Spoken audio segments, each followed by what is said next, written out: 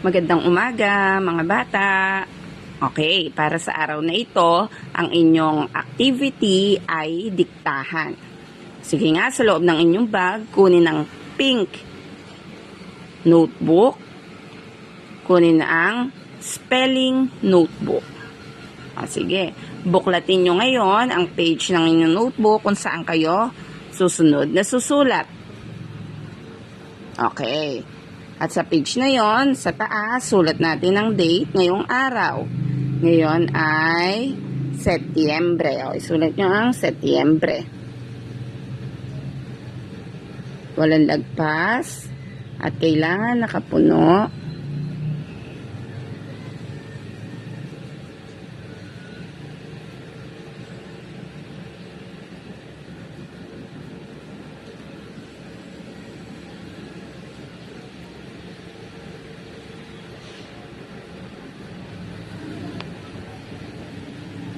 Anim, 6.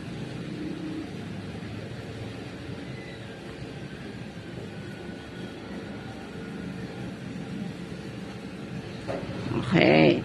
So, isang space, sulat ang salitang diktahan.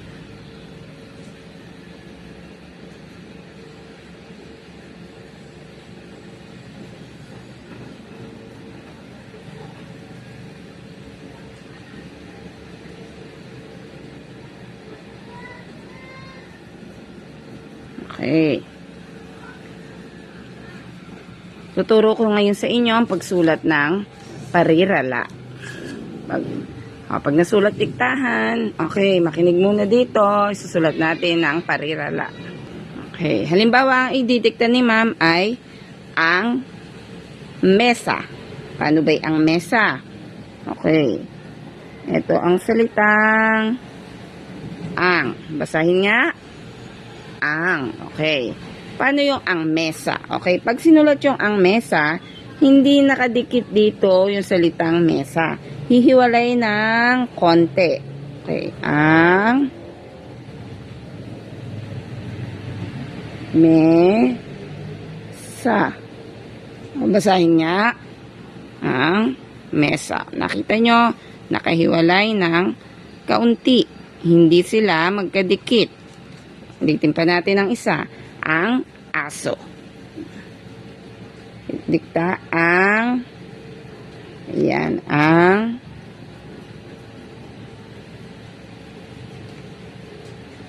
Didikit ba yung aso? Ito na yung ang. Siyempre, hindi ididikit. Hiwalay ng konti. Ang aso. Nakahiwalay. Halimbawa ulit. Ang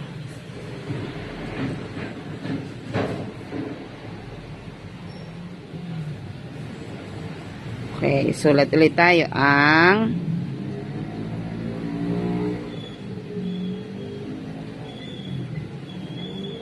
susi. Ang yung susi ba nakadikit doon sa ang? Syempre hindi. Hihiwalay ng konti. Ang susi. Okay. Halimbawa naman pangalan ng tao. Diba tinuro ko ang pangalan ng tao ay nagsisimula sa malaking letra. Dinikta ni ma'am. Halimbawa, si Ana. Yung Ana, pangalan ng tao, yung letter A niya sa unahan, malaking letra.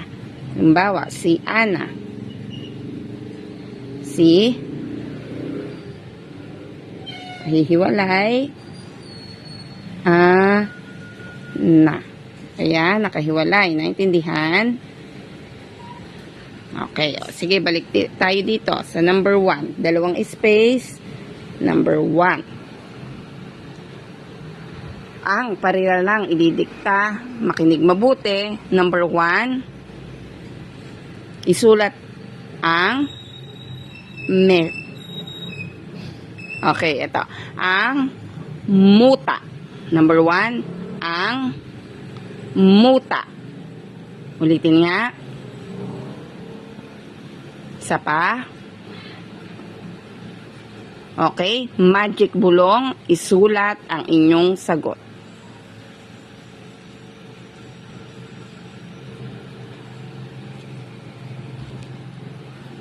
Okay, kung tapos na, basahin ang inyong sinulat ang muta. Okay, very good. Number 2, isang space. Number 2, isulat ang mata. Number 2, ang mata. Ulitin nga. Okay, sulat ang salitang, ang pariralang, ang mata. Magic bulong. Okay. Ulitin nga ang yung sinulat, ang mata. Next, number 3. Isang space.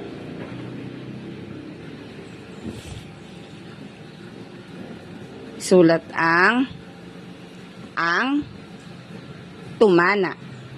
Ang tumana. Ulitin nga.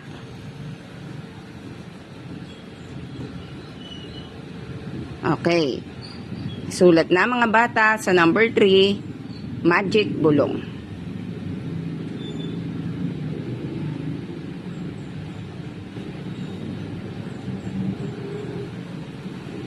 Okay, basahin nga ang yung sinulat. Ang tumana. Ang tumana. Very good. Next, number 4, isang space. Isulat ang, okay, ito. Sulat si ate. Si ate. Ulitin nga. Okay, magic bulong, isulat na. Okay, basahin nga ang yung sinulat. Si ate. Okay, and last number 5. Number 5, isulat ang si Sita. Si Sita. Sita ay pangalan ng tao, kaya malaki ang unahan ng letter niya.